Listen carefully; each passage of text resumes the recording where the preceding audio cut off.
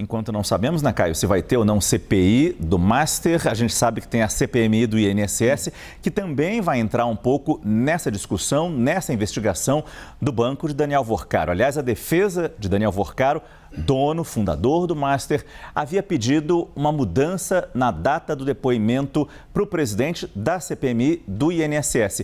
E hoje foi aceita essa alteração. Vai ser depois do Carnaval, não é isso? Isso, Márcio. Vamos aqui entender que isso passou por uma articulação que teve advogados, teve Supremo Tribunal Federal e teve Senado Federal.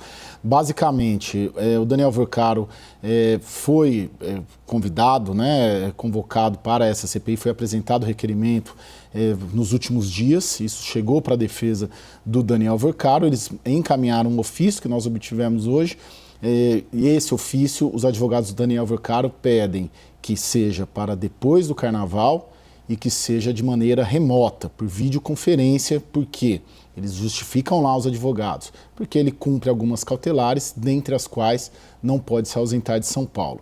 Nesse meio tempo em que o ofício chegou, o ofício dos advogados do Daniel Worcaro, o presidente da CPI estava com o ministro Dias Toffoli e ali houve essa consulta ao Supremo Tribunal Federal dessa possibilidade de, ok, nós adiamos o depoimento do Daniel Worcaro, mas gostaríamos que ele viesse sim à CPI e o Toffoli teria sinalizado, segundo o próprio senador Carlos Viana, que autorizaria essa flexibilização dessa medida cautelar e, consequentemente, o deslocamento dele de São Paulo até Brasília. Então foi meio um acordo ali de 3 pontas, na qual o Senado acata o pedido do Daniel Worcaro, adia o depoimento, mas aí o Supremo entra na jogada para que esse depoimento seja presencial. E tudo isso também tem uma segunda questão, Márcio, que se a CPI não tivesse feito essa concessão, muito certamente a defesa do Daniel Worcaro entraria com habeas corpus e aí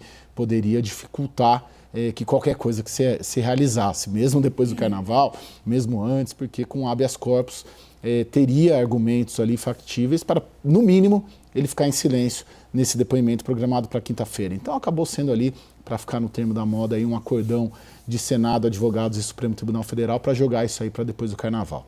Complementando a sua informação, Caio, a Jussara Soares acaba de nos informar que, exatamente como você disse, será um depoimento presencial, mas já tem data, 26 de fevereiro, depois do Carnaval. 26 de fevereiro, então, essa participação de Daniel Worcaro presencialmente na CPMI do INSS.